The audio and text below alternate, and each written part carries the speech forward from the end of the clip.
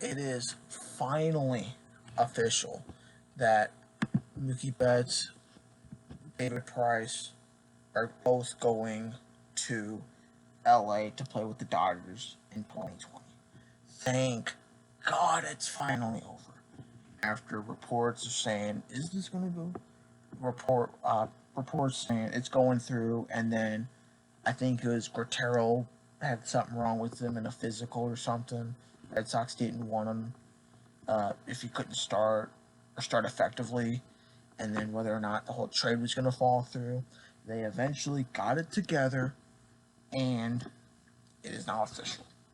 Like I said, Mookie Betts, David Price, and Cash are going to the Los Angeles Dodgers, and the Red Sox are getting Alex Verdugo, shortstop Jeter Downs, and catcher Connor Wong.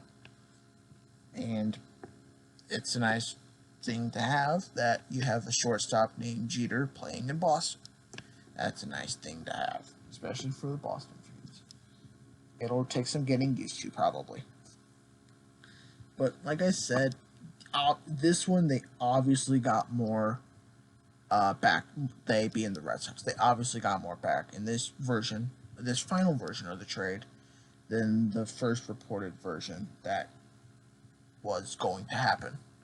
So they at least got more out of.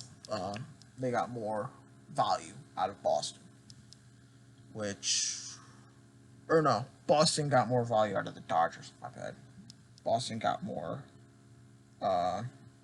pieces than what they originally did.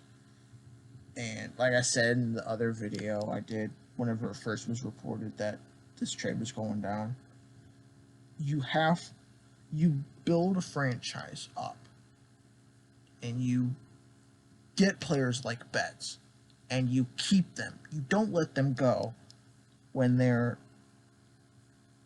in the middle of their prime just because you don't want to pay them.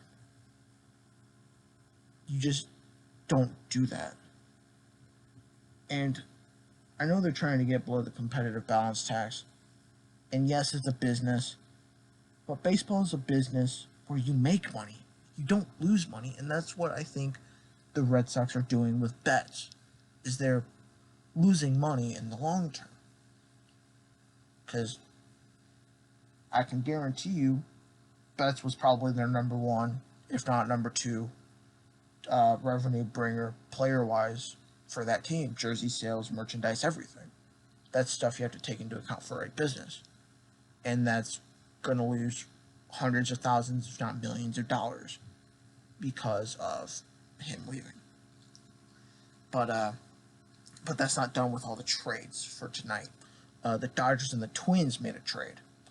The Dodgers got Brusdar Guerrero, the reliever that the Red Sox were going to get in the first version of the trade, but something happened. And outfielder Luke Raley, who was the 67th pick in 2020 draft. Oh, and for the Red Sox trade, Dodgers easily won it. Easily. But getting back from the Dodgers-Twins trade, Dodgers got Guerrero and Luke Raley, who was the 67th pick in the 2020 draft. And the Twins got Kenta Maeda, a minor leaguer, and Cash. So, Twins still get Maeda, which is a key piece they need. They needed another pitcher. And they got money too, so I don't know how much, but enough to where it's on the books, at least. And Twins are going really heavy in this trade because they don't know how much longer time they have on their playoff window. Probably only a couple more years. So they gotta hope not to face the Yankees in the playoffs. And Dodgers bolstered up their bullpen too, which was at some points last year very rough. Wasn't as great as it has been in the past couple years, and maybe Guerrero can help out that spot. The Dodgers getting Raley. I know he'll probably be in the minor leagues more often, for now at least. But man, they got they got a jam out there in the outfield. They got way too many bodies, which I segue there from me somehow spins off into the other trade, and it's the trade that's not happening anymore, and that is Jock Pederson to the Angels. I think it was what Pederson and Andy Pages for Luis Rengifo, and that was just I don't know why that trade fell off anymore. Like just why? Because with Pederson staying in that team, you're creating a big old jam out in the outfield where everybody's going to split time and nobody's going to have as good as a season as they would if they were to drift off. Now, what a high possibility of this is, the Dodgers have showed they're willing to trade Pederson. So I think, which I think is probably the most probable, is they're going to trade Pederson, if not another outfielder. I would assume still Pederson, but they might trade another outfielder somewhere else to another team. But like I said, I don't know why they canceled it, really. That surprised me.